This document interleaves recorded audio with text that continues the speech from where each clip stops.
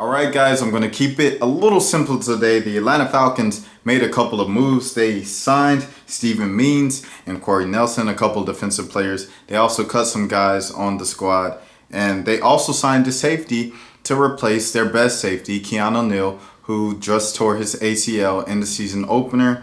And he is Keith Tandy from the Tampa Bay Buccaneers. Now, Tandy used to play for the Bucs, as I just said. He was drafted in 2012, and he's always been kind of a career-long backup, if you will. And yeah, so in other news, the Falcons, they also had this guy Christian Blake, an undrafted rookie from Northern Illinois. They signed that guy to the practice squad today, so congratulations to him and get that check. But this is another case of another NFL team obviously passing up Eric Reid or Colin Kaepernick and making excuses for it. I know they have Damontae Kazee, the Atlanta Falcons do. He's a second-year guy, a young guy that Dan Quinn said he really liked and he wanted to give a chance. A backup. Kazee in his career has had a grand total of 12 tackles. He played in every game last year as a rookie, and he had 1 tackle in the season opener. He also had 2 forced fumbles last year. That was Damontae Kazee. He was a 5th-round pick out of San Diego State. Now that we got that out the way, it's obvious that Eric Reid was the obvious choice here. The Falcons are one of the better teams in the NFC, or they were projected to be coming into the season just based off of talent and paper alone and their past records and how far they've gone into the playoffs in the last couple of years. It seemed like this group had a great chance of being one of the last teams standing in the NFC and had another opportunity to play in the Super Bowl this year. So when you have that and you have your best safety or your best guy in one of your strongest positions on the team go down, then you would think that you will want to replace that guy with your best option available. And Damontae Kazee, while he could be a great player and a gem in the draft because he was a 5th-round guy that turned out to be an everyday player for an NFL team, and he has a 10, 12-year career in the NFL, that's all dandy. As of today, there's no question that Eric Reid was the best guy available for the position. So this is another example of the NFL, point blank period, putting money in image issues or image concerns over winning. This is another example of the NFL putting money over a spotlight on black issues, because that's what this all boils down to, is black issues. This is what it's all over. Eric Reid, if I'm not mistaken, joined the collusion suit with Colin Kaepernick, or he filed his own collusion earlier in the summer, right about around the time of training camp when teams were starting to come back, and he was like, okay, like all the guys that are as talented to me are signed now, and I'm still not signed. This is obvious. We're not going to do this again. What we went through last season with Cap, we're just going to go right into it. So it's simply amazing to me because if you take a look at these numbers, last season Eric Reid for the San Francisco 49ers, he only played in 13 games. I think he started 12, so he was hurt a few of those weeks. 52 tackles, 2 interceptions, and 1 fumble recovery in those games. Tandy, the guy that the Falcons just signed to add depth and to back up Kazee, the second-year safety guy that has 12 career tackles, 14 tackles, 3 starts, and he played in 14 games. Tandy in his entire career has 8 interceptions and 118 tackles. Tandy was drafted in 2012, and Eric Reid was drafted in 2013. So Reid has less year of NFL experience. Still, Eric Reid has more interceptions. He has 10 interceptions, and he has 264 tackles. And he was a 1st-round pick that year in 2013. And Kazee had 10 tackles and 2 forced fumbles, as I said already earlier in the video. And if you want to say, well, Casey was drafted and he was just a rookie last year, and he was a rookie on a pretty good team that was returning from a Super Bowl appearance.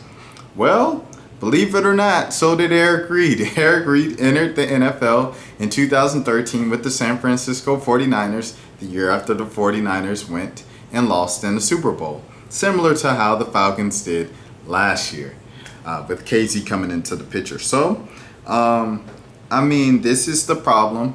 If you see, if you want to question why anyone's boycotting the NFL in support of Kaepernick, or on this side of the boycott, there's a whole nother side of the boycott for the exact opposite reasons. But if you want to know why, it's because there's another team, another example of why, the perfect example of why it makes every sense in the world to sign a guy. You know, he's obviously the best fit for this. He's the perfect fit. He might not be the best player, he might not be a Hall of Famer, but he's certainly better than what you decided to go with. And it's happened time after time, team after team, situation after situation, and all we keep is getting our excuses. It's been like this for about 2 years now with both of these guys. And when you look at who's on the cover of Madden, it's Antonio Brown, a black man. When you look at the commercials for Madden, it has every single rapper in the world on it promoting their video game, hip-hop culture. When you look at some of the faces of the league, Cam Newton, black man. Who does the NFL use sort of as a mascot nowadays? Odell Beckham Jr., another black man. And who are the faces of America's team, the Dallas Cowboys? Dak Prescott and Ezekiel Elliott, two young black men. And also, well, who do we celebrate so much?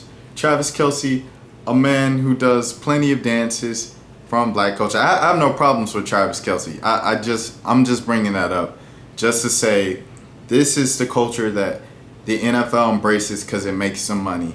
But when a black person, wait, hold on.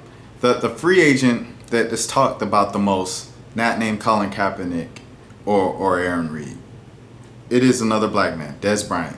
So when you have all of this, the NFL is using black people's talents, these brothers' talents. I don't want to sound like the woke brother man, but when the NFL are using these black people's talents and they're exploiting them and they're making more money off of them, but they don't want to support their causes in a genuine fashion. And I'm not talking about supporting them as, you know, borrowing money from other organizations that you were previously donating to and just being like, here, stop kneeling for the anthem. That $100 million deal that they agreed upon with the Players Union, when the Players Union kind of split up towards the end there. Kenny Stills, a guy who's still kneeling, and Eric Reid, a guy who's no longer in the league, along with Colin Kaepernick, because he decided to take this stand.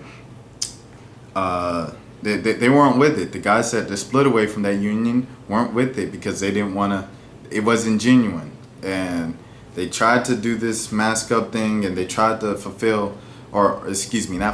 make both sides happy. They tried to make the conservatives feel happy, and they tried to make black people feel happy, and just continue watching the NFL and everything's going to be A-okay. Well, they just made things worse. They haven't solved the issues, and they're trying to silence black voices. I don't know why. I guess it comes down to money again. I guess I do know why. It comes down to money. It's difficult, man. I can't support a league that exploits black culture, makes money off of black culture and black people, but doesn't want to support, or not even support, but just respect when black people have an issue with something. I mean, that's all it comes down to. You want to use black people until it's not convenient for you anymore, and then it's like, go on, Blackie. I can't support that, and that's why I'm not watching the NFL this year. And that's just until Eric Reid finds a team, until there's a team that has the balls to sign Eric Reid or even Colin Kaepernick. Kaepernick's definitely not coming back in the NFL because they have a legitimate excuse now. He's a quarterback who hasn't played in over a year. He's rusty. He's doesn't. If Brett Favre sat out for 5 years and was 42 years old, I bet he'd still get picked up if he said he wanted to play tomorrow. So, yeah, I mean, it is what it is. Granted, it's Brett Favre versus Colin Kaepernick. They're not the same level of guy they were in their primes, but Brett Favre in 2014 isn't Brett Favre in 1994.